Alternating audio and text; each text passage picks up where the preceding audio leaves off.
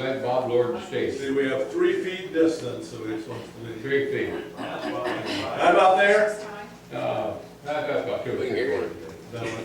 Hi neighbors, how many of you are here tonight? 3 of them.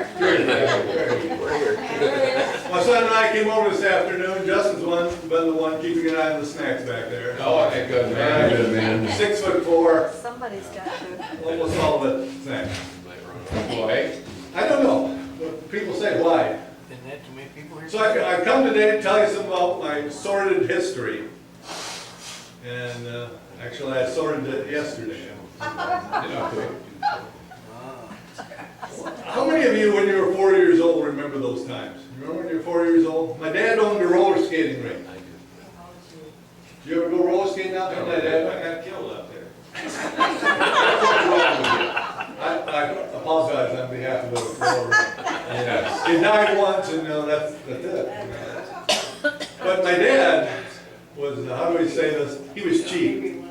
My dad was cheap. Don Reid, how many of you knew Don Reid? He owned this roller skating rink, and every Friday and Saturday night he'd go out and run the roller rink. And it amounted to him, because he didn't have a lot of salary for the workers, and me, and I was 7 years old.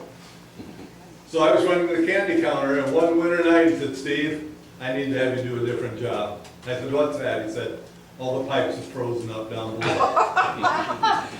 And I said, "Yeah, and that means what?" He said, "I need to have you, I'm going to give you a torch to take down, go down and thaw them out.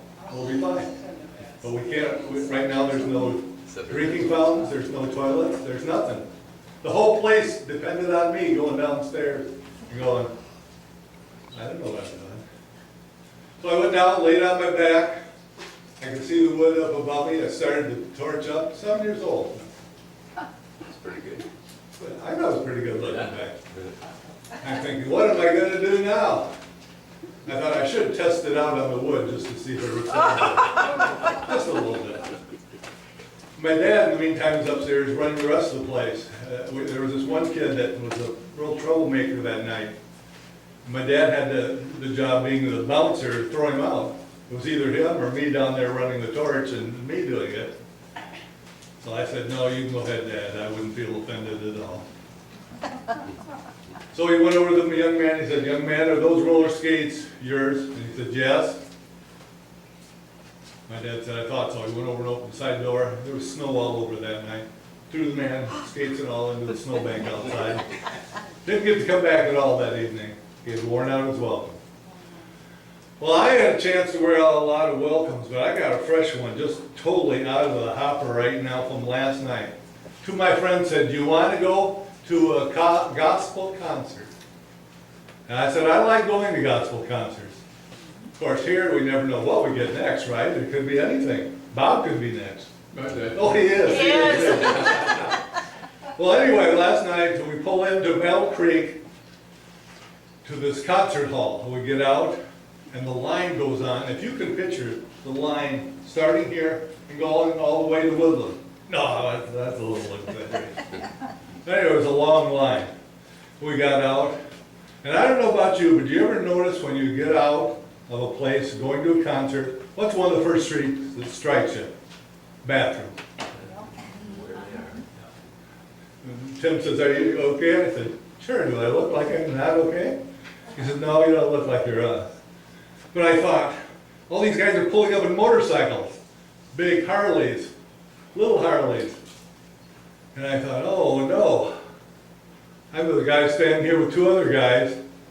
And I thought, couldn't I at least got a tattoo from Bob or somebody flogging our us or something like that.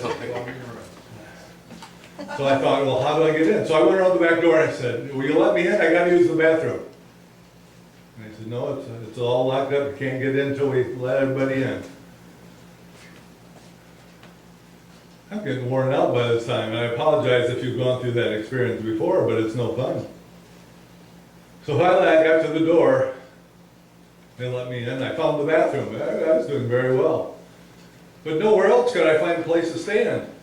This place was, picture if you would, people standing side to side to side to side to side.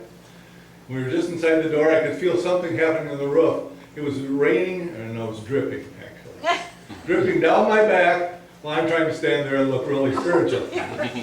Well, it turned out there were 3 groups on before the gospel group. One group furnished their own hair. I walked out and I know I saw the guy a few minutes ago with hair just like Sid's. A little while later he came out with hair like this, and I thought, whoa! My hair almost looked like that without trying.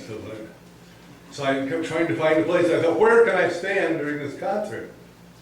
Finally I realized the only place to stand during the concert was in the smoking section outside.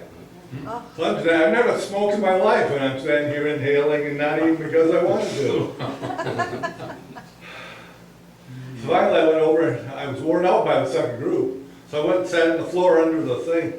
All the drinkers and smokers are talking, and I listened for a while, but it wasn't that exciting. Well, I was getting down right to the last little bit, and I thought, oh, how do I get to hear the last group? This is my favorite group. Where the other groups fit in, I have no idea. But today, I made it. I survived. Those 3 groups are still trying to find me because I don't know why, but keep an eye out for my stuff, okay? Are you through eating, Justin? Have I covered long enough? Okay. Ah, it's good to be with you. Where's Bob? Where's Bob? I just wanted to mention